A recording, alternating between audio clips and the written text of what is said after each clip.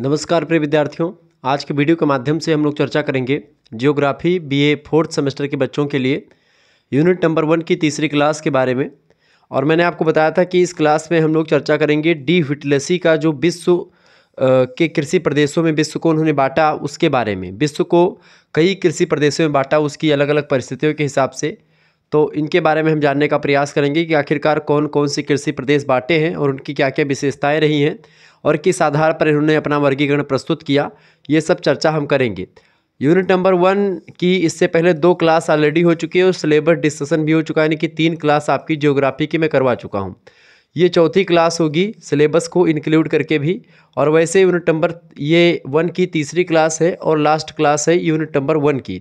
इसके बाद में इकाई यानी कि यूनिट नंबर 1 जब समाप्त हो जाएगा आपका, यूनिट नंबर 2 आएगा, उसकी क्लास संख्या 1 होगी। ठीक है, तो उसके लिए आप सभी लोग तैयार रहिएगा।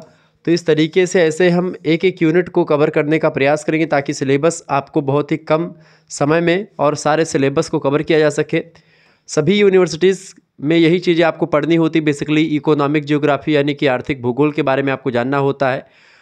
इससे पहले हम लोगों ने आर्थिक भूगोल के उपागम और महत्व के बारे में समझा दूसरी क्लास में, और पहली क्लास में हमने आर्थिक भूगोल की परिभाषा वगैरह को विस्तार से देखा है। ठीक है, तो एक एक प्रदेशों को, कृषि प्रदेश जो डी व्हिटलेसी ने बांटा है उसको हम समझते हुए आगे बढ़ेंगे और चीज़ों को बहुत ही बारीकी के साथ आपको समझाएंगे।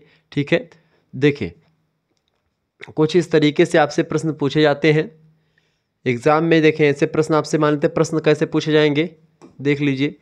डरबेंट व्हिटलेसी के अनुसार विश्व के कृषि प्रदेशों का वर्णन कीजिए। Describe the agricultural region according to Derwent Whittlesey, अथवा डी व्हिटलेसी के विश्व कृषि प्रदेशों का आलोचनात्मक परीक्षण कीजिए, यानी critically examine the agriculture region according to D व्हिटलेसी।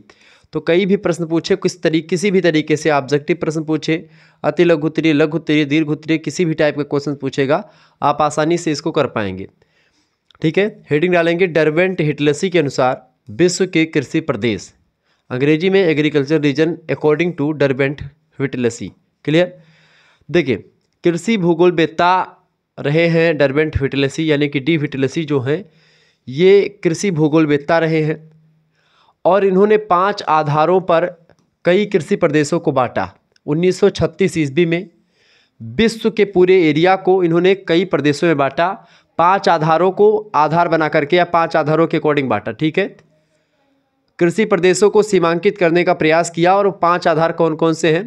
पहला आधार आपका है फसलों तथा पशुपालन का पारस्परिक संबंध, यानी ऐसा कृषि प्रदेश जहां पर फसल और पशुपालन एक दूसरे से रिलेटिव हों या एक दूसरे से संबंधित हों, ऐसा प्रदेश पहला आधार।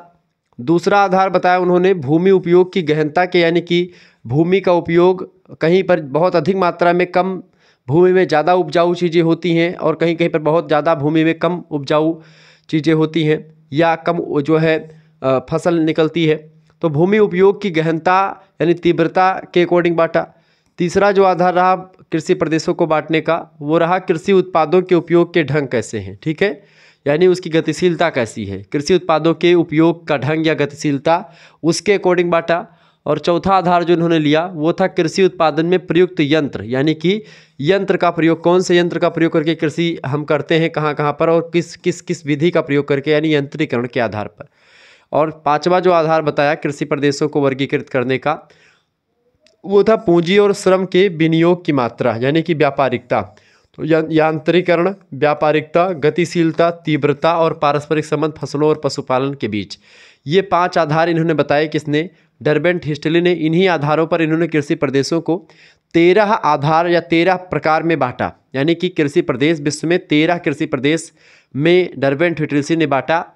और आधार कौन कौन से थे? 5 आधार थे, जिनमें आपका पहला आधार था फसलों तथा पशुपालन का पारस्परिक संबंध, दूसरा था भूमि उपयोग की गहनता, तीसरा कृषि उत्पादों के उपयोग के ढंग के आधार पर बांटा, चौथा कृषि उत्पादन में प्रयुक्त जो यंत्र वगैरह किस मेथड से कृषि करी जाती है उसके अकॉर्डिंग कृषि प्रदेशों को बांटा।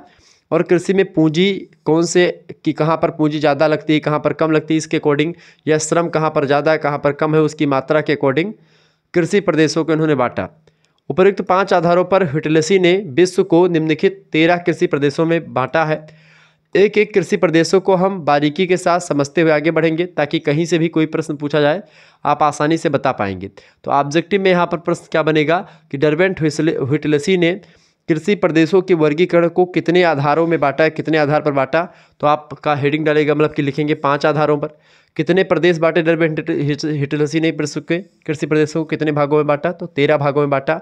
ठीक है, या विश्व के 13 कृषि प्रदेशों को किसने बांटा, तो डर्बेंट व्हिटलेसी ने बांटा।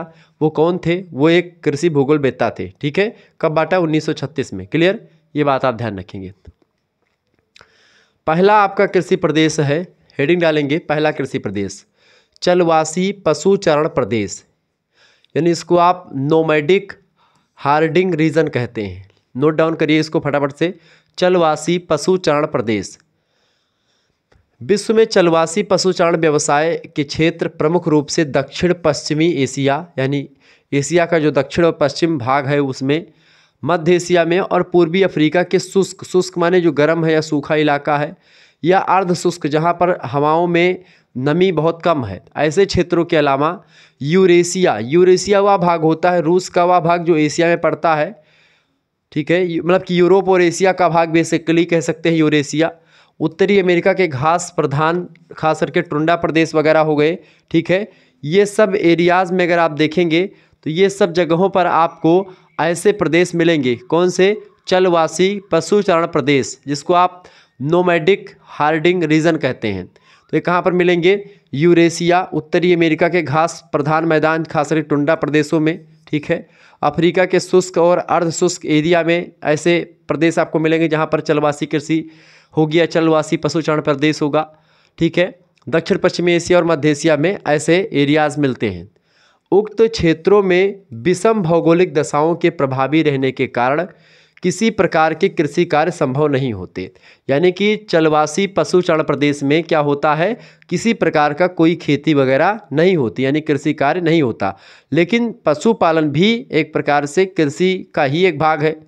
तो जब पशुपालन कृषि का भाग है, और चूंकि यहाँ पर पशुपालन होता है चलवासी, यानी इन क्षेत्रों में क्या होता है, वर्षा भी बहुत कम होती है, तापमान यहाँ पर ज़्यादा होता है, उच्चता और निम्नता लगातार बनी रहती, कभी तापमान बढ़ जाता है, कभी तापमान घट जाता है, शुष्कता रहने व वायु में नमी भी कम रहती है।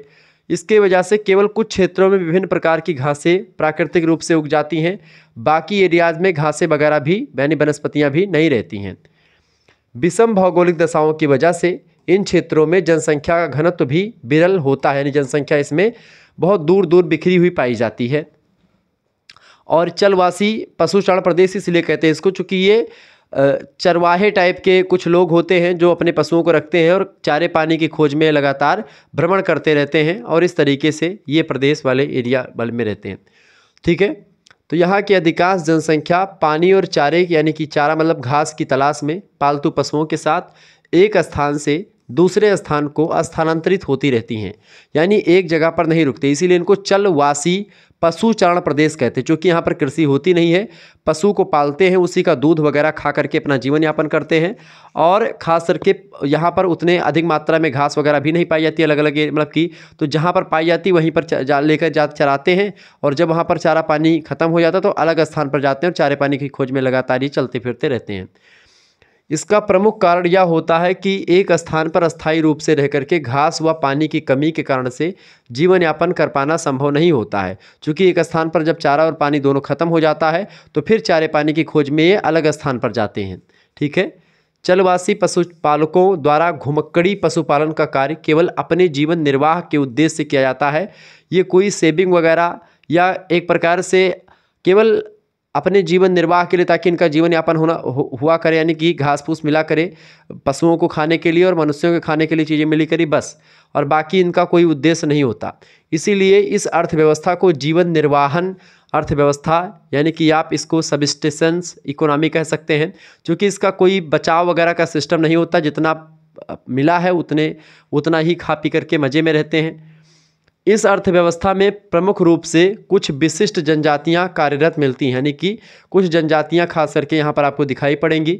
और जनजातियों के बारे में विशेष करके जब सेकंड सेमेस्टर में हम चर्चा कर रहे थे तो हमने आपको वहाँ पर विश्व की एस्किमो, किर्गिज, मसाई, ठीक है, सेमांग, ऐसे तमाम प्रकार की जनजातियों के बारे में बताया था आपको। ठीक है, तो विशिष्ट रूप से जनजातियाँ बहुत सारी आपको मिलेंगी इन एरियाज़ में। इसमें खास करके अरब के एरिया में जाएंगे तो बद्दू जनजाति, मध्य एशिया में स्टेपी क्षेत्र के में आप देखेंगे तो खिरगिज जनजाति, कज्जाक और कालमुक्स और टुंडा प्रदेश के लैप्स जनजाति, सेमोआइड्स तथा एस्किमो के नाम उल्लेखनीय हैं। ऐसे जो खास करके इलाके होते हैं चलवासी कृषि पशुचारण या चलवासी पशुचारण प्रदेश में, इन पर ये सब जनजातियां निवास करती हैं और ये घुमक्कड़ी जनजातियां होती, चाहे एस्किमो की बात करें या आप बद्दू की बात करें या खिरगिज़ की बात करें, कज्जाक की या कालमुक्स की बात करें या लैप्स की बात करें, सेमोइड्स की बात करें, ये सारे जनजातियाँ चलवासी पशुचारण कृषि प्रदेश के अंतर्गत निवास करती हैं। घुमक्कड़ी पशुपालकों के द्वारा पालित पशुओं में खास करके यहाँ के लोग जो होते हैं भेड़, बकरी, ऊँट, गाय, बैल, रियंडर नाम का एक कुत्ता होता है और याक नाम का एक प्रकार से जो है पशु होता है, उन सभी को पालते हैं। रियंडर नाम के कुत्ते से गाड़ी, स्लेज नाम की गाड़ी बनाई जाती है, एस्किमो लोग वही गाड़ी खींचते हैं, ठीक है। तो इस तरीके से चीज़ें होती हैं और जब इसी कुत्ते को मार करके खा भी लेते हैं तो पशुओं को कभी कभी जब से भोजन खत्म होता है उन्हीं पशुओं को जिससे दूध खाते हैं उनको मार करके भी ये खा सकते हैं, ठीक है। पशुओं से प्राप्त दूध तथा मांस इन पशुपालकों का मुख्य भोजन होता है, जबकि पशुओं के चमड़े के वस्त्र ये लोग पहनते हैं। टेंट और हड्डियों से हथियार बनाए जाते हैं। स्थानांतरण के समय सामान ढोने के लिए पशुओं का उपयोग करते हैं, पशुओं पर सामान लाद करके अलग अलग स्थानों पर जाते रहते हैं और इस तरीके से ये कृषि जो पशु प्रदेश है, खास करके चलवासी कृषि प्रदेश, चलवासी पशुचारण प्रदेश, ये पहला प्रदेश जो बताया इन्होंने डर्बेंट हिटलेसी ने। मध्य एशिया में घुमक्कड़ी पशुपालन के अलावा कुछ परिवार उपयुक्त क्षेत्रों में अस्थायी रूप से निवास करके कृषि और व्यापार काम भी अब वर्तमान में करने लगे हैं। आधुनिक समय में पशुपालक जनजातियों को अस्थायी रूप से बसाने के प्रयास सरकार के द्वारा भी किए जा रहे हैं। इनकी पानी और चारे की कमी को दूर करने हेतु तमाम प्रकार की सरकारी योजनाएं भी चलाई जा रही हैं। तो इस तरीके से पहला पशुचारण प्रदेश हो गया, मतलब पहला कृषि प्रदेश हो गया विश्व का जो क्या है, जहाँ पर खेती वगैरह बिल्कुल ना के बराबर होती है, बस चारे पानी की खोज में, चूँकि घास वगैरह कहीं कहीं पर उगाती है और उसी घास और पानी के खोज में ये लोग अपने पशुओं को लेकर के और अपना सारा सामान लाद करके उनकी पीठ पर और या कुछ गाड़ी बनाते हैं उस गाड़ी पर लाद करके चलते फिरते रहते हैं। तो इस तरीके से पहला प्रदेश हो गया। तो चलवासी कृषि प्रदेश, चलवासी पशुचारण प्रदेश हो गया। दूसरा प्रदेश व्यापारिक पशुपालन प्रदेश है, ठीक है। व्यापारिक पशुपालन प्रदेश को जो है लीस्टॉक रैंचिंग रीजन कहते हैं। तो व्यापारिक पशुपालन प्रदेश यानी जो व्यापार के उद्देश्य से पशुओं को पालते हैं ऐसा प्रदेश। व्यापारिक पशुपालन का कार्य विश्व के उन शुष्क और अर्ध शुष्क क्षेत्रों में प्रचलित मिलता है जिनमें यूरोपियन लोग अस्थायी रूप से जाकर के बस गए हैं। ऐसे क्षेत्रों में विश्व के निम्नलिखित क्षेत्र सम्मिलित होते हैं। खास करके कई सारे क्षेत्र यहाँ पर सम्मिलित होते हैं। अर्ध शुष्क और शुष्क इलाकों में ऐसे प्रकार के एरियाज पाए जाते हैं व्यापारिक पशुपालन प्रदेश, जहाँ पर व्यापार के उद्देश्य से पशुओं को पाला जाता है। पहला ऑस्ट्रेलिया का दक्षिणी भाग, मध्य भाग और न्यूजीलैंड का दक्षिणी पूर्वी भाग। न्यूजीलैंड चूँकि ऑस्ट्रेलिया महाद्वीप में ही पड़ता है उसी के आसपास, तो ऑस्ट्रेलिया का दक्षिणी मध्य भाग हो गया और न्यूजीलैंड का दक्षिणी पूर्वी भाग हो गया। यहाँ पर बेसिकली जो इलाके हैं वो व्यापारिक पशुपालन प्रदेश के में आते हैं। दूसरा उत्तरी अमेरिका में संयुक्त राज्य अमेरिका का पश्चिमी भाग और कनाडा का जो प्रेरी घास का मैदान है वो, और उत्तरी जो मैक्सिको का इलाका है वो सब एक प्रकार से आपका व्यापारिक पशुपालन प्रदेश में शामिल होता है। तीसरा जो एरिया है वो दक्षिणी अफ्रीका का जो पठारी भाग है वो भी व्यापारिक पशुपालन प्रदेश में शामिल है। और चौथा जो प्रदेश आपका आएगा इसमें शामिल होगा वो होगा आपका दक्षिणी अमेरिका में जो अर्जेंटीना का जो पंपास घास का मैदान है वो। इसके अलावा पैटागोनिया और पश्चिमी पर्वतीय व शुष्क मैदानी भाग, ब्राज़ील का दक्षिणी पठारी भाग, वेनेजुएला का पठारी भाग और यूराग्वे नाम के एरिया का उत्तरी भाग जो है ये सब शामिल होता है इसमें क्या बोलते हैं व्यापारिक पशुपालन प्रदेश में। इसके अलावा पूर्व सोवियत संघ चूँकि पहले जब रूस जो था वो 15-16 देश को मिला करके था, तो चूँकि अब बिखर गया 1995 में, उससे पहले यानी पूर्व सोवियत संघ यानी रूस का पूरा इलाका, बेलारूस वगैरह तमाम प्रकार के जो देश इसमें शामिल थे वो सब, उसमें कैस्पियन सागर के उत्तरी पूर्वी भाग जो खास करके पूर्वी रूस या 1995 से पहले जो रूस था उन सभी एरिया का उत्तरी पूर्वी भाग जो है ये व्यापारिक पशुपालन प्रदेश के अंग माने जाते हैं। तो ये सब नोट डाउन आप करते हुए चलेंगे, ये सारी चीज़ें आपको यहाँ पर मिलेंगी। एक बात और ध्यान रखेंगे, अगर आपको PDF प्राप्त करना है इन सभी चीज़ों का या सभी सब्जेक्ट की क्लासेस में ज्वाइन होना, ग्रुप ज्वाइन करना है 9161 93 60 62 पर अभी SMS करें। और फोर्थ सेमेस्टर की अगर बात की है तो फोर्थ सेमेस्टर के सभी सब्जेक्ट की तैयारी मात्र 100 रुपीज़ में आपकी करवाई जा रही है। अपना नाम, अपनी यूनिवर्सिटी का नाम और अपने सब्जेक्ट के नेम लिख करके भेज दीजिएगा। आपको एग्जाम टाइम में मॉडल पेपर रिवीजन क्लास, महामैराथन क्लास, सभी की PDF और लेक्चर सब कुछ मिलेंगे। इसके साथ ही साथ आपको चैप्टर वाइज क्लासेस यहाँ पर आपको मिल ही रही हैं। यूनिट नंबर 1 आज समाप्त हो जाएगी। इसके बाद में इकाई नंबर 2 में हम प्रवेश करेंगे और उसकी क्लासेस जल्दी होने प्रयास करेंगे कि सारी क्लासेस हो जाएँ आपकी बार, ठीक है। तो ये देखेंगे आपको आपके पास एक स्कैनर भेजा जाएगा, उसी पर आपको 100 रुपीज़ पेमेंट कर देने होंगे। 100 रुपये फीस आपकी रखी गई, बहुत ही मिनिमम फीस है, बहुत ही कम फीस है। इसी फीस में आपको बहुत कुछ मिल जाएगा। अगर आप सीरीज वगैरह पुस्तक नहीं लेते तो भी आपका काम हो जाएगा।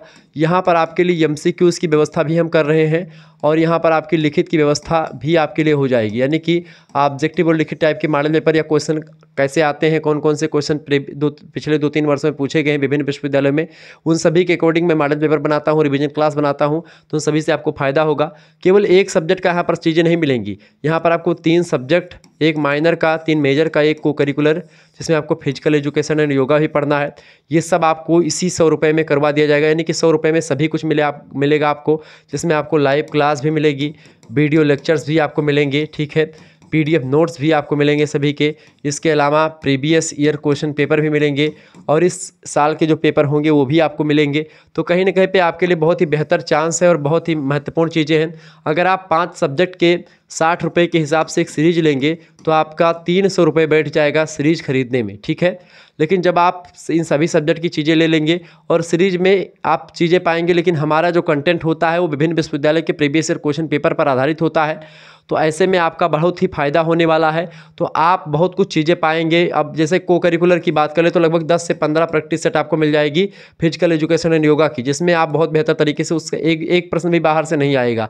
तो सब कुछ आपको मिल जाएगा। कई सारे वीडियो लेक्चर्स प्रीवियस ईयर के मिल जाएंगे आपको। तो ऐसे में बहुत तैयारी आपकी विधौत हो जाएगी। तो जिन बच्चों को जुड़ना है, मेरे हिसाब से सभी को जुड़ना चाहिए, जो भी देख रहे हो सबको SMS करके आपको जुड़ जाना चाहिए। अब सारी क्लासेस आपकी यूट्यूब पर करवा पाना संभव नहीं होता है इस वजह से, और बाकी की क्लासेस जो होंगी वो आपको प्राइवेट फॉर्म में मिल जाएंगी, ठीक है। तो क्लासेस आपको व्हाट्सएप ग्रुप में जब जुड़ेंगे तभी मिलेंगे। आपको व्हाट्सएप ग्रुप से जुड़ जाएगा, मात्र 100 रुपये में सारी व्यवस्था कर दी गई है। तो सोचो ना ज़्यादा कि हाँ 100 रुपया गुरुजी लगा रहे हैं तो 100 रुपया हम BA का कोर्स क्यों खरीदें।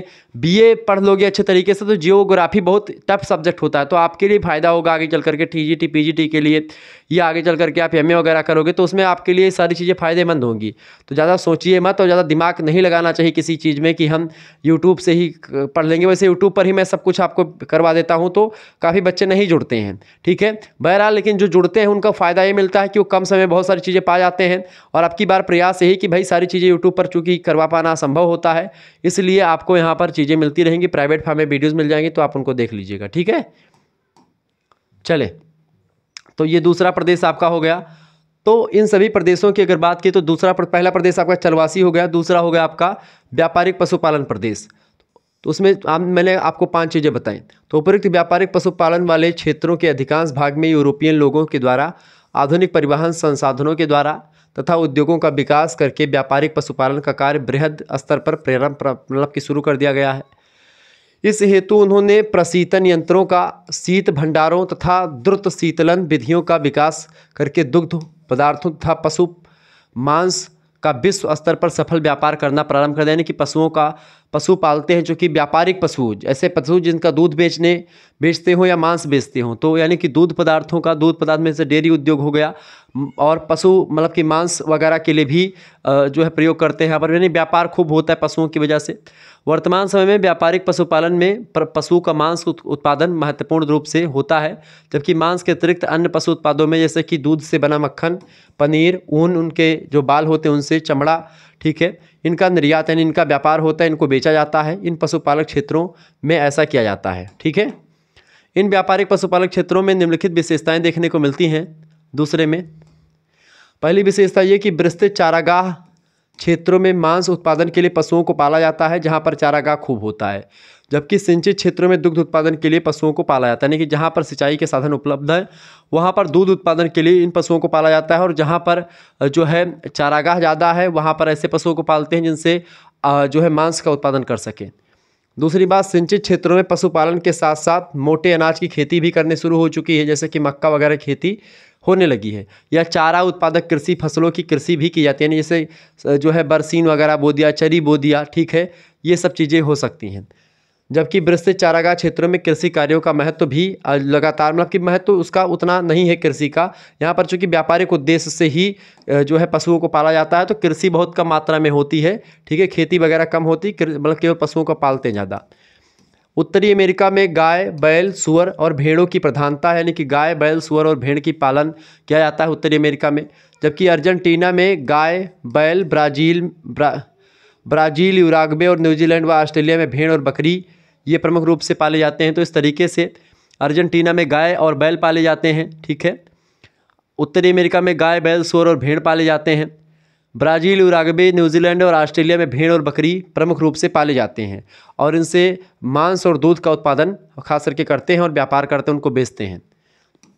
इसके अलावा गौ मांस, ऊन, चमड़ा तथा दुग्ध पदार्थों का व्यापार यानी निर्यात करते हैं, बेचते हैं यहाँ से, ठीक है। गऊ का मांस बेचते हैं, ऊन बेचते हैं, भेड़ों का चमड़ा उनका बेचते हैं, ठीक है, चाहे गाय का हो या किसी का चमड़ा हो, या फिर भेड़ों का हो या फिर बैल का, मतलब किसी का भी चमड़ा जो पालते, सूअर का हो, तो इन सभी का चमड़ा भी और उनसे दूध जो निकलता है दूध भी बेचते हैं। दूध से तमाम प्रकार के उद्योग होते हैं, मक्खन, घी, तमाम प्रकार की चीज़ें मिलती हैं, तो उससे भी चीज़ें प्राप्त करते हैं, उसको भी बेच करके पैसा कमाते हैं।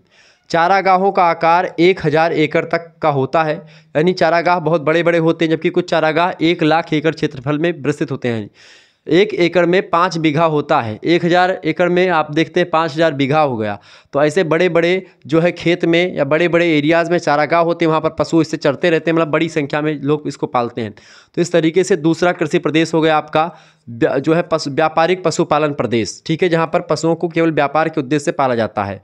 और वो क्या था, पहला चलवासी जो है पशुचारण प्रदेश था वो, ठीक है। अब तीसरा आपका होगा स्थानांतरित कृषि प्रदेश, शिफ्टिंग कल्टीवेशन रीजन। ऐसा जो स्थानांतरणशील कृषि होती है, इसमें क्या होता है, जब तक उस एरिया में खेती करना संभव होता है तब तक उस एरिया में खेती की जाती है, और जब भूमि की उर्वरक क्षमता खत्म होने को होती है तो उस स्थान को छोड़ करके जो लोग होते हैं दूसरे स्थान पर जाते हैं और वहाँ पर खेती करना प्रारंभ कर देते हैं। बेसिकली जनजाति लोग ऐसी इस प्रकार की कृषि करते हैं। स्थानांतरित कृषि प्रदेश, शिफ्टिंग कल्टीवेशन रीजन, तीसरा प्रदेश है जो डर्बन ट्यूटिलिसी ने बताया। स्थानांतरित कृषि प्रदेशों का विस्तार प्रमुख रूप से दक्षिणी अमेरिका, अफ्रीका तथा एशिया के भूमध्य रेखीय जलवायु वाले क्षेत्रों में मिलता है। स्थानांतरित कृषि का भूमध्य रेखीय जलवायु तथा इसमें मिलने वाली सघन सदाबहारी वनस्पति से घनिष्ठ संबंध देखने को मिलता है, यानी कि ये ऐसे एरिया में होता है, खास करके भूमध्य रेखा के आसपास वाला एरिया। भूमध्य रेखा कौन सी रेखा होती है, ये पृथ्वी हो गई आपकी, ठीक है, और इस पृथ्वी के बीच की रेखा हो गई भूमध्य रेखा आपकी, ठीक है, 0 डिग्री अक्षांश। तो इसके एरियाज़ में ये एरिया आप मान सकते हो इसके लिए पूरा समुचित रूप से उपयोगी होता है। इस प्रकार की कृषि के अंतर्गत आदिवासी लोगों के द्वारा ऐसे क्षेत्रों से वनों को जला करके भूमि को खाली करी जाती है। क्या किया जाता है भाई, इसमें पहले क्या किया जाता है, भूमि को खाली करने के लिए जंगल को जलाया जाता है, और जंगल को जलाने के बाद में क्या किया जाता है, जंगल को जला करके पेड़ पौधों या झाड़ियों को काट करके उसको सफा करके खेती करते हैं। इसीलिए इसको काटो और जलाओ कृषि भी कहते हैं, स्थानांतरित कृषि भी कहते हैं इसको। अलग अलग स्थानों पर इसकी अलग अलग महत्व है, अलग अलग नामों से इसको पुकारा जाता है।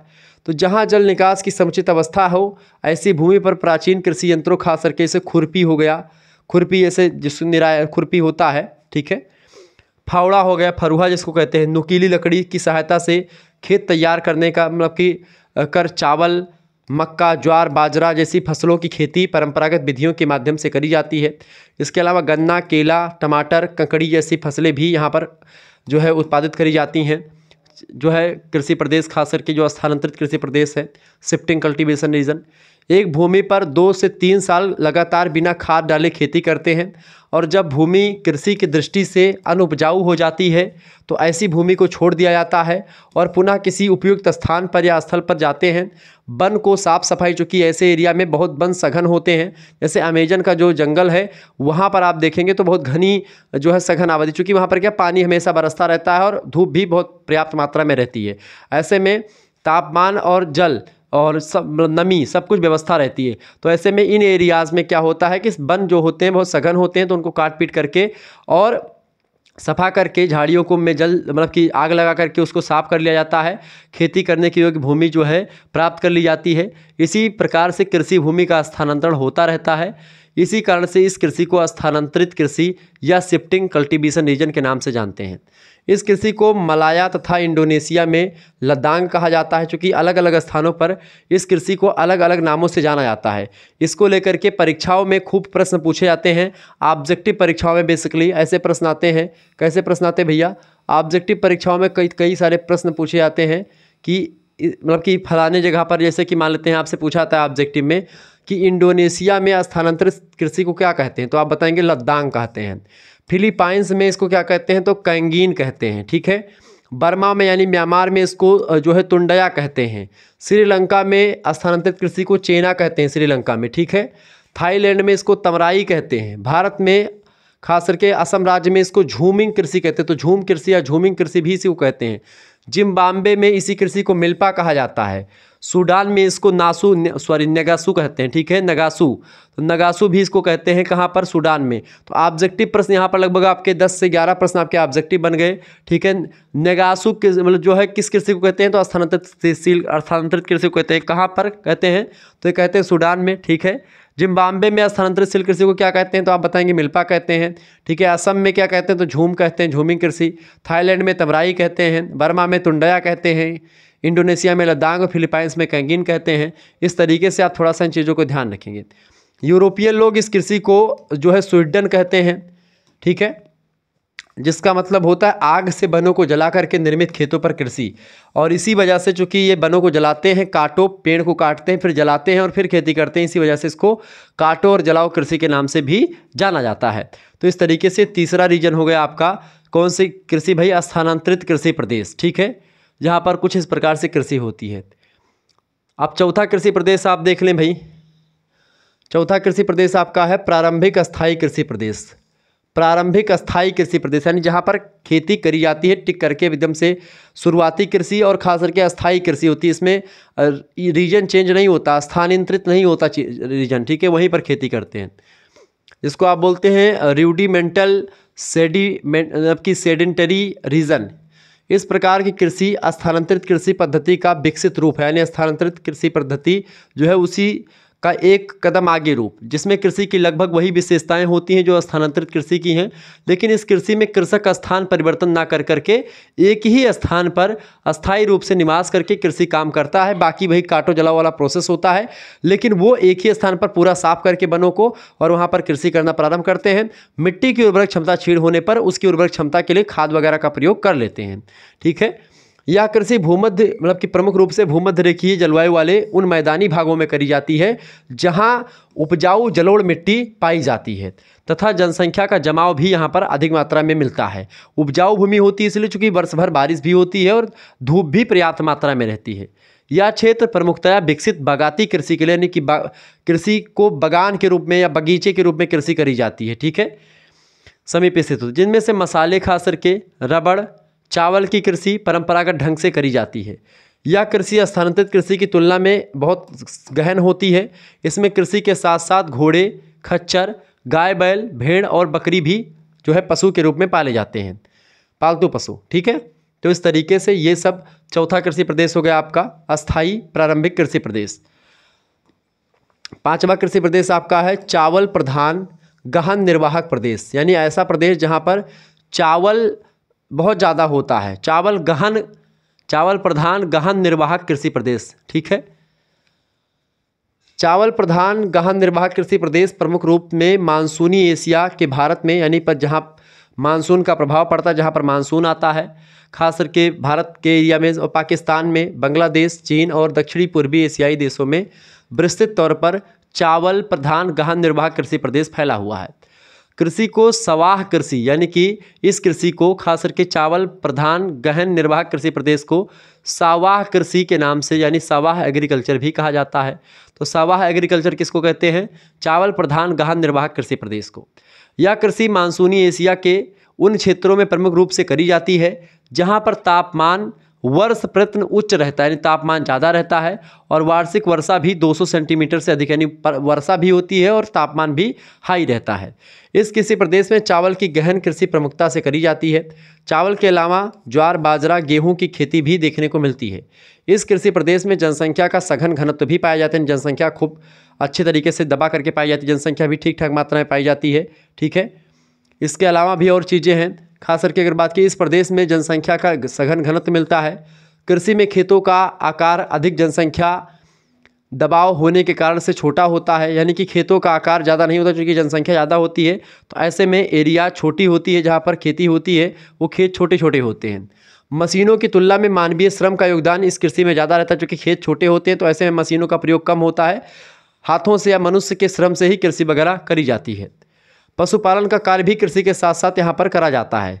ठीक है, जहाँ पर चावल प्रधान गहन निर्वाह कृषि प्रदेश है, उस एरिया की बात हो रही है। इस प्रदेश में नदियों की निचली घाटियों और डेल्टाई भागों में चावल की खेती प्रमुख रूप से करी जाती है, जो कि बहुत ही इंपॉर्टेंट है।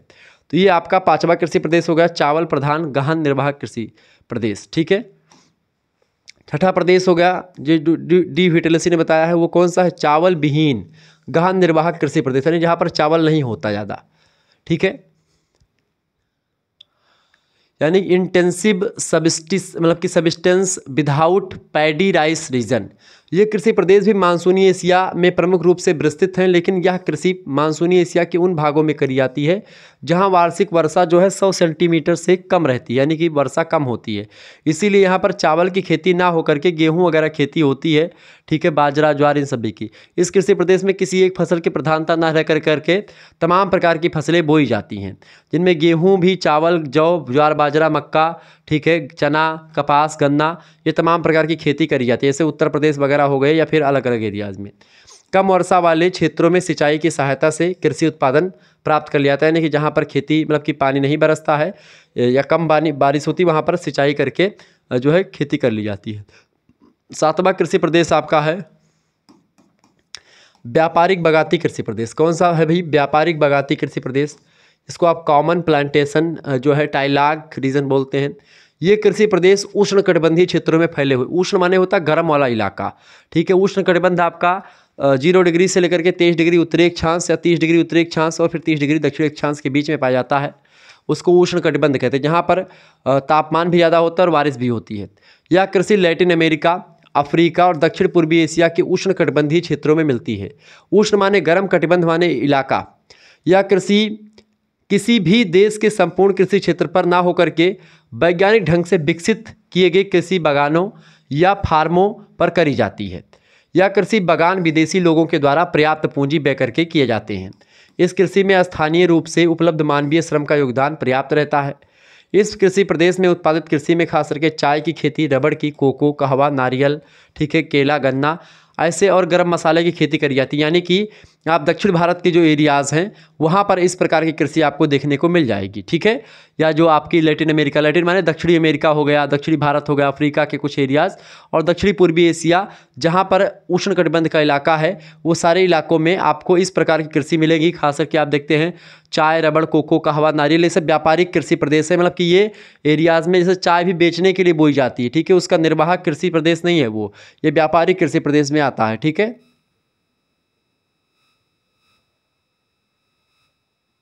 ये ध्यान रखेंगे। एक कृषि बागान में एक या दो से अधिक कि 2 कृषि फसल की विशिष्टता मिलती है, यानी कि एक ही उसमें 2 फसल बो सकते हैं इसमें। ठीक है, एक ही बागान में। जैसे आप देखते हैं श्रीलंका में चाय, दक्षिणी भारत में रबड़, चाय व नारियल, पूर्वी भारत में चाय, मलेशिया और इंडोनेशिया में रबड़, पश्चिमी द्वीप समूह में केला, कोलंबिया पठार पर कहवा, क्यूबा में गन्ना, ब्राज़ील पठार पर गन्ना, पूर्वी अफ्रीका के पठार पर कहवा तथा पश्चिमी अफ्रीका में कोको प्रमुख फसलें बोई जाती हैं। ठीक है, तो ये तमाम प्रकार की फसलें अलग अलग स्थानों पर आपको देखने को मिलेंगी। इस कृषि में मशीनों, कीटनाशक दवाओं और श्रमिकों के आवास और चिकित्सा पर पर्याप्त पूंजी व्यय करी जाती है। यहाँ अधिकांश उत्पादन विदेशों को निर्यात कर करके विदेशी मुद्रा प्राप्त करना होता है। यानी ये जो उद्देश्य होता है, बगाती कृषि बेसिकली यहाँ पर होती है और व्यापारिक उद्देश्य से होती है, बेचने के लिए होती है। ठीक है, बगाती क्षेत्र प्रमुख रूप से हल्के पठारी ढालों तथा समुद्र तटीय भागों पर विस्तृत रूप से ऐसे कृषि प्रदेश आपको मिलते हैं। ठीक है, तो ये आपका होगा 7वां कृषि प्रदेश। 8वां कृषि प्रदेश की अगर बात करें तो 8वां कृषि प्रदेश आपका होता है कौन सा भाई? 8वां कृषि प्रदेश है भूमध्य सागरीय कृषि प्रदेश। ठीक है, मेडिटेरियंस एग्रीकल्चरल रीजन। भूमध्य सागर के किनारे या उसके आसपास के जो कृषि प्रदेश हैं उसके अंतर्गत भूमध्य सागरीय तट के निकट स्थित देशों खास करके स्पेन, पुर्तगाल, दक्षिणी फ्रांस, प्रायद्वीपीय इटली, यानी ऐसा इटली जो 3 तरफ से जल से घिरा हुआ है वो इलाका इटली का, उसी को प्रायद्वीपीय इटली कहते हैं। यूगोस्लाविया, बल्कान प्रायद्वीप, अफ्रीका का उत्तरी तटीय क्षेत्र, एशिया में लीवेंट देश, ये सब बेसिकली भूमध्य सागर के तटीय इलाके हैं। इसके अलावा संयुक्त राज्य अमेरिका के पश्चिमी भाग में स्थित कैलिफोर्निया की घाटी, दक्षिणी अमेरिका में मध्य में जो चिली का इलाका है वो, अफ्रीका में दक्षिणी अफ्रीका का केप वाला जो प्रांत है वो, ऑस्ट्रेलिया का दक्षिणी प्रांत खास करके मुर्रे डार्लिंग जो नदी है, मर्रे डार्लिंग या मुर्रे डार्लिंग, उसका जो प्रदेश है नदी किनारे का वो प्रदेश आता है। दक्षिणी पश्चिमी भाग बेसिकली ऑस्ट्रेलिया का संकलित है, इसमें मतलब कि सम्मिलित है होता है भूमध्य सागरीय कृषि प्रदेश में। इस कृषि प्रदेश में भूमध्य सागरीय जलवायु का प्रभुत्व मिलने के कारण से शीतकाल में वर्षा होती है, क्योंकि ठंडी में जो वर्षा होती है अपने यहाँ पर भी वो भूमध्य सागर की वजह से ही होती है, जबकि ग्रीष्मकाल शुष्क रहता है, यानी ग्रीष्मकाल में कम बारिश होती है। इस कृषि प्रदेश में अनेक कृषि पद्धतियों का प्रचलन देखने को मिलता है, यानी कई प्रकार की कृषि पद्धतियों का प्रयोग करके यहाँ पर खेती करी जाती है, जिसमें जीवन के निर्वाहक कृषि भी करी, यानी कि खाने पाने पीने वाली चीज़ की खेती होती है जिससे जीवन का निर्वहन हो सके।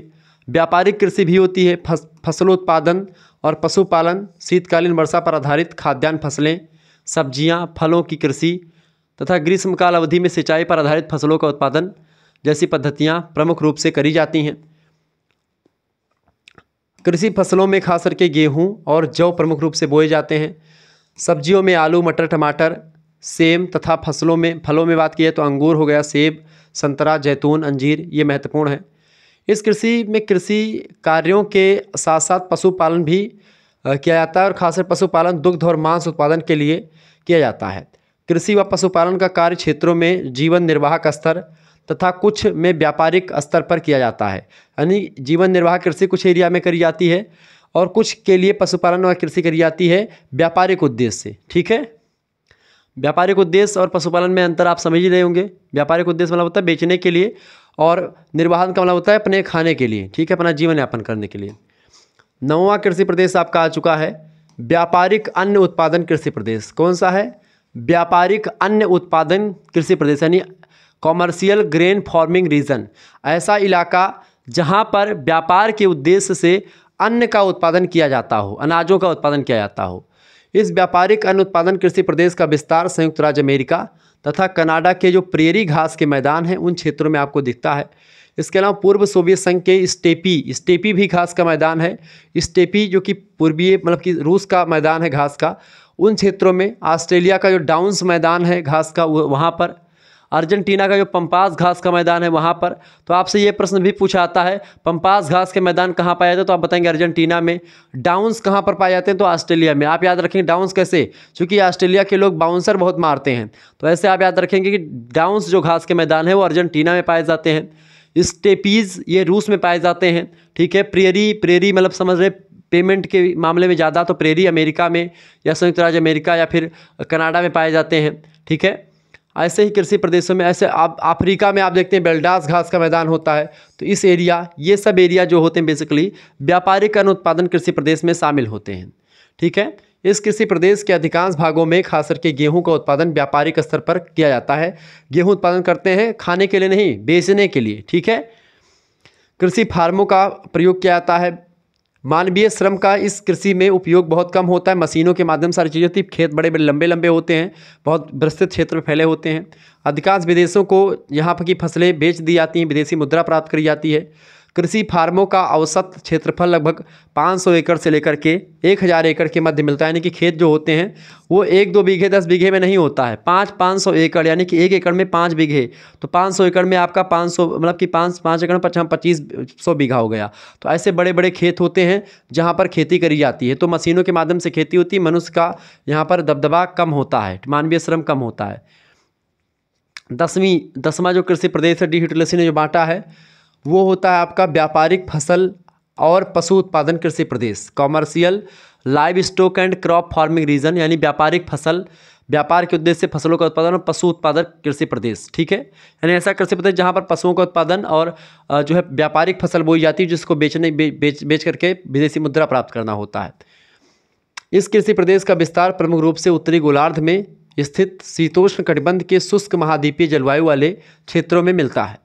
संयुक्त राज्य अमेरिका, उत्तरी यूरोप के देशों में, पूर्व सोवियत रूस के पश्चिमी भागों में इस प्रकार की खेती प्रायः करी जाती है या प्रचलन देखने को मिलता है। इस प्रकार की कृषि में पशुओं के लिए चारे की फसलें खास करके जो है जैसे मक्का वगैरह हो गई, चरी हो गया, चरी जानते हैं, जैसे हम सभी लोग जानते हैं कि चरी वगैरह, चरी हो गया, जई हो गया। इसके अलावा आलू, चुकंदर, गाजर जैसी सब्जियां बोई जाती हैं प्रमुख रूप से, ठीक है। इस प्रकार कृषि कार्य और पशुपालन का कार्य इस प्रदेश में साथ साथ होता है। खाद्यान्न फसलों में खास करके गेहूँ सबसे प्रमुख होता है। इस कृषि प्रदेश में गहन कृषि की जाने वाली के कारण से प्रति एकड़ कृषि भूमि पर पूंजी का व्यय यहाँ पर अधिक होता है। पशुपालन मांस और दूध के लिए किया जाता है। सूअर का पालन हो गया, गाय, भेड़, मुर्गी यहाँ पर पाले जाने वाले प्रमुख पशु हैं।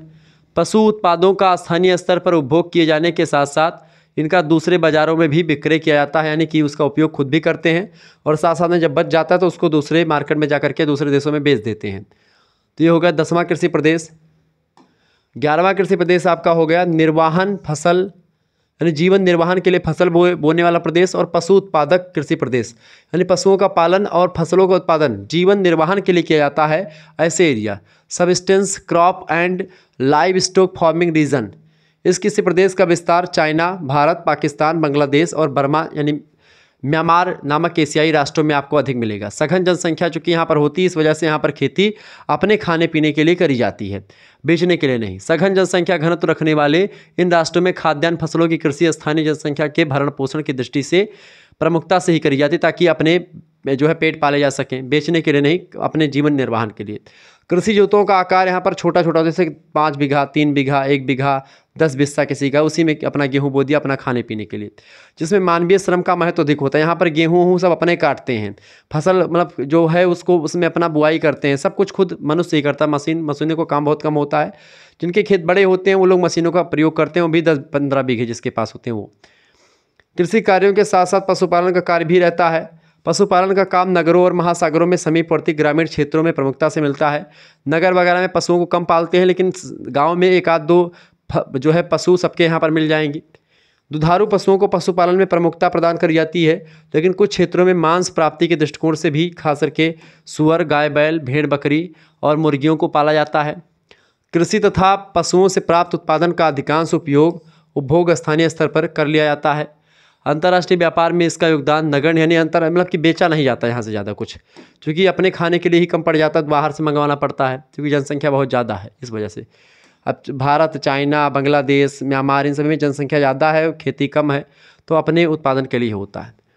12वां कृषि प्रदेश है व्यापारिक दुग्ध पशुपालन कृषि प्रदेश, यानी जहाँ पर दूध का उत्पादन व्यापार के लिए किया जाता है ताकि डेयरी फार्मिंग जो होती है, कॉमर्शियल डेयरी फार्मिंग रीजन।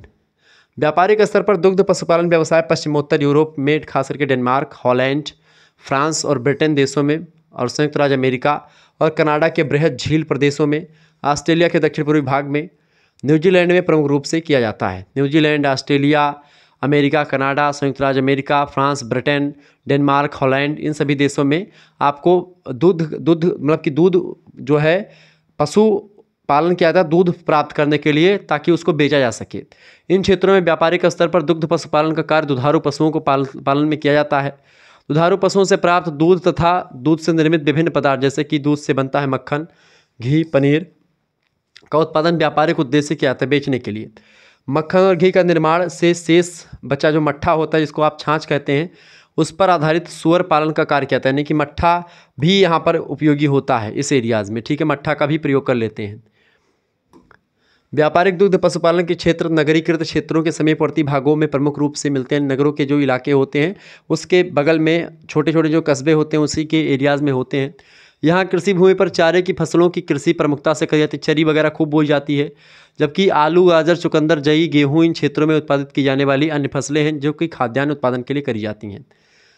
नगरों के समीपवर्ती क्षेत्रों में स्थित व्यापारिक दुग्ध पशुपालन के कृषि क्षेत्रों से ताजे दूध की सीधी आपूर्ति नगरों को करी जाती है, जबकि दूरस्थ क्षेत्रों को दूध से निर्मित पदार्थों की आपूर्ति करी जाती है। दूध नहीं भेजा जाता, लेकिन दूध से बने प्रोडक्ट जो है वो बेचे जाते हैं। इन कृषि क्षेत्रों में पशुपालन का कार्य आधुनिक वैज्ञानिक पद्धति से करा जाता है, जिसके लिए पर्याप्त पूंजी का बैग यहाँ पर होता है, यानी कि खर्चा खूब भी लगता है। पशुपालन कार्य के आधुनिक मशीनों के साथ साथ मानवीय श्रम का भी उपयोग यहाँ पर होता है।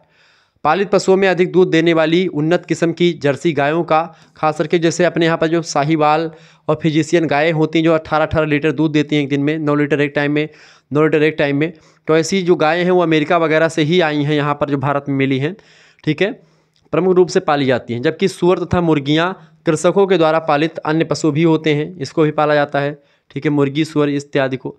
13वां कृषि प्रदेश आपका हो जाता है विशिष्ट मतलब कि बागवानी कृषि प्रदेश, जिसको आप बोलते हैं स्पेशलाइज्ड हिस्टोरी मतलब कि हॉर्टिकल्चर रीजन, विशिष्ट बागवानी कृषि प्रदेश, जो केवल बगीचे में कृषि करी जाती वो ऐसा इलाका।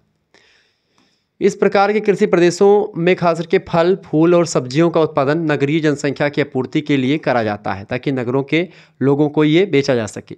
इसलिए यह कृषि नगरों तथा महानगरों के समीप कृषि क्षेत्रों में प्रमुखता से करी जाती हैं। जो इलाके नगरों के समीप हैं उन इलाकों में करी जाती है खेती। जब इन कृषि क्षेत्रों में उत्पादित फल फूल और सब्जियों की आपूर्ति समीपवर्ती नगरों तथा महानगरों में कर दी जाती है, तो ऐसी कृषि बाजार बागवानी यानी मार्केट जो है गार्डनिंग कहलाती है। जबकि यदि इन कृषि उत्पादकों की आपूर्ति दूरस्थ क्षेत्रों को ट्रकों और ट्रेलों के द्वारा करी जाती है, तो ऐसी कृषि को ट्रक फार्मिंग कहते हैं। यूरोप और उत्तरी अमेरिका के नगरीय क्षेत्रों के समीपवर्ती भूभागों में इस प्रकार की कृषि प्रमुख रूप से देखने को मिलती है, ठीक है। तो डी यूटिलिटी का एक कृषि प्रदेश का 13 जो प्रदेश जो उन्होंने बांटा वो मैंने आपको बताया, एक एक करके सबको समझाया। यूटिलिटी के कृषि प्रदेशीय विभाजन की आलोचना भी विद्वानों ने करी है। यूटिलिटी के कृषि प्रदेशीय विभाजन की अनेक विद्वानों ने आलोचनाएं करी हैं। आलोचकों का कहना है कि यूटिलिटी के कृषि प्रदेशों का विभाजन वस्तुनिष्ठ यानी ऑब्जेक्टिव विश्लेषण पर आधारित नहीं है, ये व्यक्तिनिष्ठ विश्लेषण यानी सब्जेक्टिव एनालिसिस पर आधारित है। इस वजह से ये उतना इफेक्टिव नहीं है, यानी कि इसमें तथ्यात्मक जानकारी थोड़ी कम है। उनके कृषि प्रदेशों की सीमाएं रेखाएं मनमानी हैं, मतलब इसका कोई सीमा निर्धारित नहीं है। आप देखेंगे कहीं अमेरिका में वो भी कृषि हो रही, कभी अमेरिका में वो भी हो रही है, उसका एरिया में कुछ दूसरी कृषि भी हो रही, यानी इसका कोई निश्चित विभाजन नहीं है। वस्तुनिष्ठ विश्लेषण के लिए कृषि प्रदेशों का विभाजन सांख्यिकीय विश्लेषण यानी कि स्टैटिस्टिकल एनालिसिस से करना आवश्यक होता है, जो कि यूटिलिटी नहीं कर पाए हैं। यूटिलिटी ने जो आधार तत्व चुने हैं उन सबका सांख्यिकीय विश्लेषण संभव ही नहीं है, ठीक है। और इस तरीके से यूटिलिटी को नकारा गया। यूटिलिटी के बारे में बहुत सारी बातें बताई गई। यूटिलिटी के कृषि प्रदेश का वर्गीकरण की आलोचना इस आधार पर भी करी जा सकती है कि उनके द्वारा व्यवहत आधार तत्वों में कृषि उत्पादन तथा उत्पादन विधि पर अधिक बल दिया गया है। कृषि संगठन व्यवस्था की उपेक्षा कर दी गई, यानी कृषि संगठन व्यवस्था को नकारा गया है। उनके दृष्टिकोण या उनके कृषि विभाजन की एक विशेषता यह है डी यूटिलिटी के कि इसमें कृषि प्रदेश आर्थिक विकास से संबंधित है। आर्थिक विकास प्रक्रिया में एक प्रकार का कृषि प्रदेश दूसरे विकसित प्रकार की कृषि प्रदेश से परिणत हो जाता है या हो सकता है। चलवासी पशुचारण प्रदेश व्यापारिक पशुचालन प्रदेश में आप देखते हैं मिल जाता है। स्थानांतरणशील कृषि प्रदेश आर्थिक विकास के साथ साथ व्यापारिक बागायती कृषि प्रदेश में बदल जाता है। तो कहीं ना कहीं पे इन्होंने जो दो बांटा है वो एक में ही मिल सकते हैं। इसी प्रकार जीवन निर्वाह कृषि प्रदेश व्यापारिक कृषि प्रदेश में बदल जाता है। ये आर्थिक विकास में इन्होंने बताया। डी यूटिलिटी के कुछ प्रदेशों में अधिक सीमा तक समानता पाई जाती है, यानी कि जो जो क्षेत्र बताए हैं उनमें बहुत सारी चीज़ें मेल खाती हैं, परंतु कुछ प्रदेशों में संबद्धता का कमी मिलता है, अभाव मिलता है। उदाहरण के तौर पर व्यापारिक बागायती कृषि और विशिष्ट बागवानी कृषि प्रदेश अत्यंत बिखरे हैं और उनमें अत्यधिक क्षेत्रीय भिन्नता भी दिखाई पड़ती है। तो ये चीज़ें आपको इसमें थोड़ा सा एक जो एनालिटिकल विधि है या फिर जो एक ऑब्जेक्टिव विधि है उसके तहत इनका विभाजन नहीं है, इस वजह से इसकी आलोचनाएं भी हुई हैं। बहरहाल आलोचनाओं के साथ साथ इसकी भी प्रसन्नता भी हुई है, इसका मंडन भी हुआ है, खंडन भी हुआ है, लेकिन फिर भी ये बहुत ही फेमस है और विश्व के कृषि प्रदेशों में से एक सफल विभाजन डी यूटिलिटी का रहा है। तो ये बात ध्यान रखेंगे। तो आज हम लोगों ने दूसरी क्लास तीसरी क्लास आज देख ली। तो आज इकाई नंबर 1 समाप्त हो गया आपका। इकाई नंबर 2 जल्द ही आपके समक्ष मैं लाऊंगा, जिसमें हम चर्चा करेंगे हर एक चीज़ों के बारे में। तो बिल्कुल आपको घबराने की ज़रूरत नहीं पड़ेगी। तो डी यूटिलिटी का आज हमने कृषि मॉडल समझा, इसके बाद में हम और भी चीज़ों के बारे में चर्चा करेंगे, तो बिल्कुल आपको चिंता करने की ज़रूरत नहीं पड़ेगी।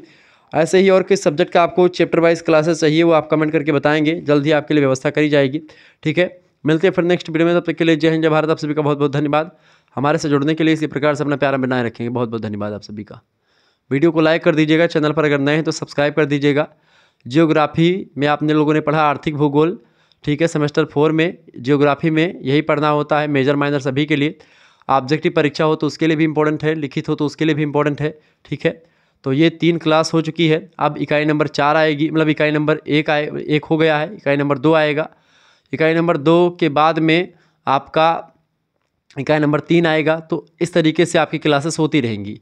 और बीच बीच में मैं अभी एक इसके बाद में एक आध मॉडल पेपर दे दूंगा ऑब्जेक्टिव का, ताकि ऑब्जेक्टिव वाले बच्चे जो है वो परेशान हो रहे हैं कि गुरुजी ऑब्जेक्टिव नहीं करवाएं, तो ऑब्जेक्टिव भी हो जाएगा तो उनका भी मन बहल जाएगा, उनके लिए भी एक बेहतर जानकारी मिल जाएगी उनको, ताकि वो भी एक जाने कि हमारे प्रश्न कैसे आते हैं। तो उसके लिए तैयार रहेगा। ऑब्जेक्टिव प्रश्न आपका 1 से 2 दिनों में या 3 दिनों में आपके लिए मैं व्यवस्था कर दूंगा। ठीक है, धन्यवाद। मिलते हैं फिर नेक्स्ट वीडियो, तब तक के लिए जय हिंद जय भारत। आप सभी का बहुत बहुत धन्यवाद हमारे जुड़ने के लिए।